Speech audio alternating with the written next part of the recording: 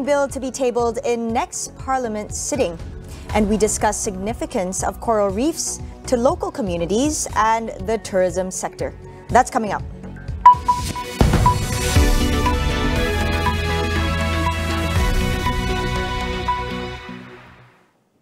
The much-anticipated anti-party hopping bill is ready to be presented to lawmakers in the Dewan Rakyat next month. De facto Law Minister Datuk Seri Wan Junaidi Tuanku Jaafar said a one-day special parliament sitting will be held in the first week of July to table and pass the law.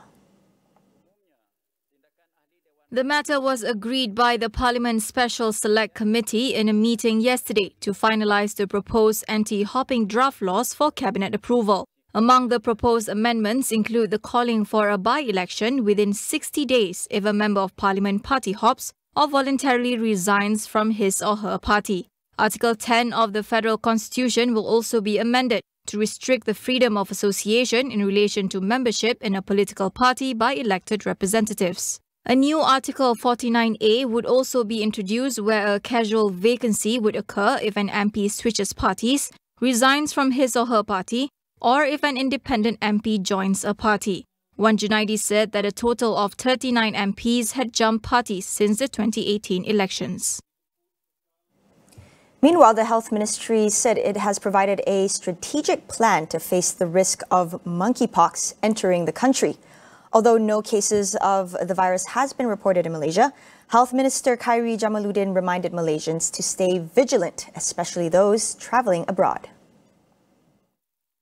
Among the steps taken by the ministry include tracking and notifying cases, sampling, investigation and case management, as well as close contact and monitoring at international gateways such as airports.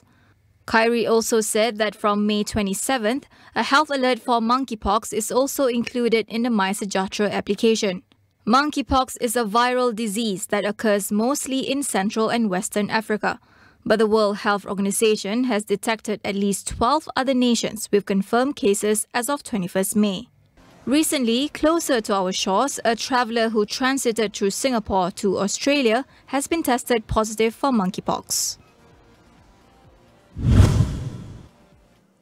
The media shouldn't face restrictions when reporting, but must use this freedom responsibly. In his closing speech for the World Press Freedom Day 2022 forum today, Law Minister Wan Junaidi called on the local news and media industry to avoid misinformation and fake news.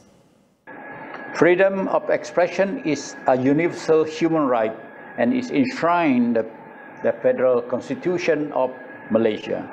As such, nobody, even politicians, have the right and powers to curb this fundamental right. Nevertheless, I personally believe that we need to not only ensure the right is not restricted, but there should be responsible use of this right. Those involved in the local news media industry have to be careful in what they report and strive to convey messages from any parties in the most accurate manner. Although Malaysia moved up 6 spots in this year's World Press Freedom Index, there is still much left to be done. Alia Al-Hadri from Gerakan Media Merdeka proposed for the media industry to move towards self-regulation by first amending media laws and setting up an independent media council. In order to move towards self-regulation, it will require amendments of certain laws that we have seen as being used against journalists. And again, this is something that have been spoken about for a long time. It's not just Karam's call. It is basically anyone who has ever spoken about press freedom has mentioned the need to repeal certain laws. For example, the main being printing presses and Regulations Act, PPPA, sorry, Printing Presses and Publications Act. So that has to go. And then we are looking at amendments or repeal of certain other regulations. And then following that, to set up an independent media council that comprised of various parties, basically, including journalists, editors, and various others, to be the platform to not really regulate the industry, but basically to address any issues raised that is related to the press, basically, mostly on ethical journalism and how the press carries out our duties. Alia believes that press freedom is important for media practitioners to serve the people better. I think to hold the government accountable is just like one part of it. It's basically just to help us do our work better, right? Because I think most of us goes into the field or like started this career because like we want to be able to report freely, we want to be able to tell the stories. So there have been a lot of restrictions on our ability to do that. And I think once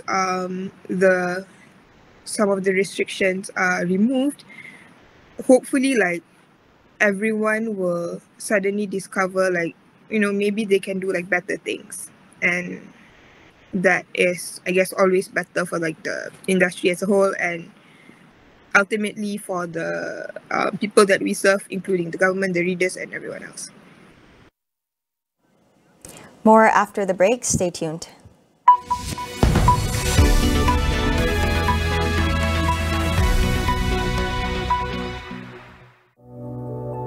COVID-19 memperlihatkan kepada kita betapa pantasnya adaptasi teknologi di kalangan PKS kita.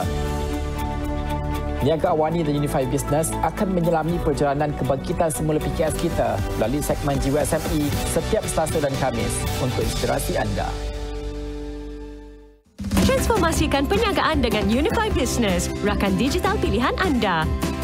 Hubungi kami sekarang dan jimat sehingga 50%. Jom Unified Business.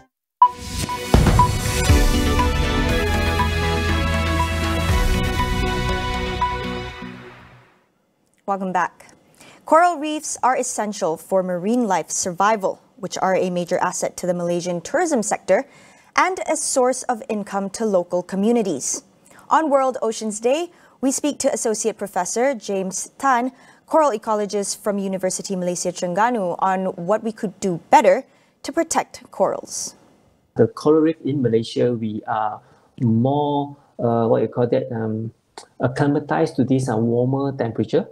But that doesn't mean that we are actually we can escape from this bleaching event, because based on what we see in the previous mass bleaching event, Malaysia reef, we lost about 5% during each of these bleaching events. 5% of it means that we have lost 5% in coral cover, so which is a lot. So if you imagine every year, okay, we are losing 1% per year, but in one event we can lose up to 5% or more during the coral bleaching event, and it is is creating very big impact for us.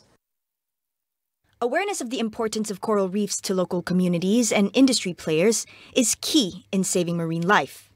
What is important first is actually, we must do a lot of awareness program to educate, the local people, all right, about the importance of this coral reef ecosystem, because, that is where they earn their living, okay? And then the second thing also, we must also, conduct a marine awareness program to educate the tourists, on any visitors that visiting the island. So why, they need to care about the coral reef, and then why, the coral reef is important to them.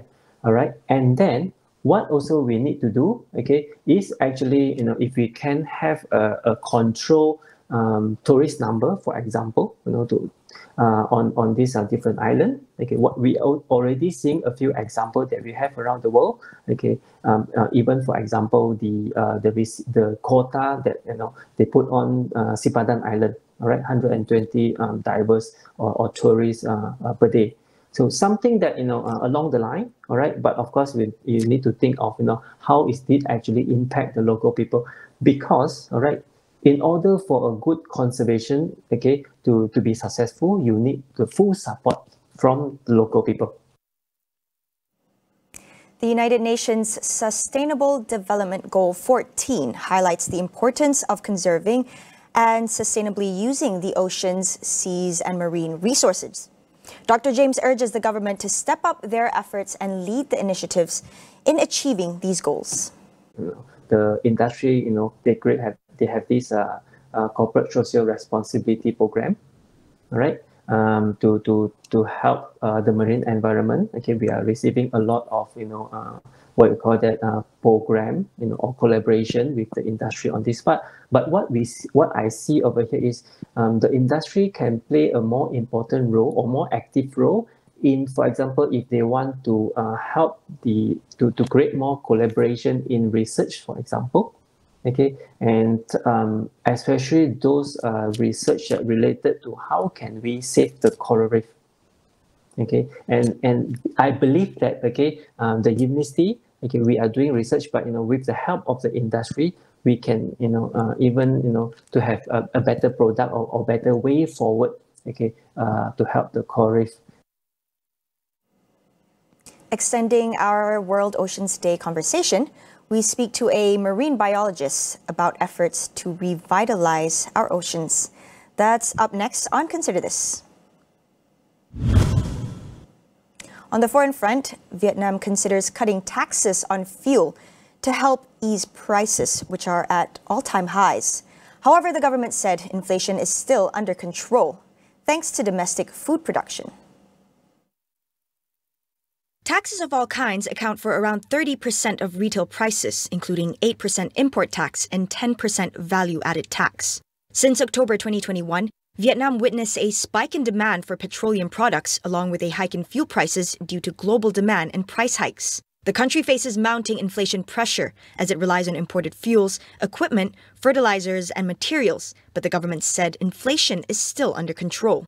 Consumer prices in the first 5 months of 2022 increased by 2.25% from 2021, while the government targets inflation to be below 4% this year. It said domestic food production has helped offset the inflation pressure. Vietnam is the world's third largest rice exporter after India and Thailand. In other news, the World Bank drastically slashed its annual growth forecast for China in a report released today.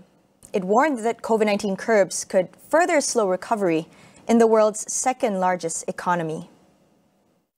The World Bank projected growth in China to slow to 4.3% in 2022, a steep 0.8 percentage point drop from its December forecast. It blamed economic damage caused by Omicron outbreaks, which led to prolonged lockdowns in parts of the country from March to May.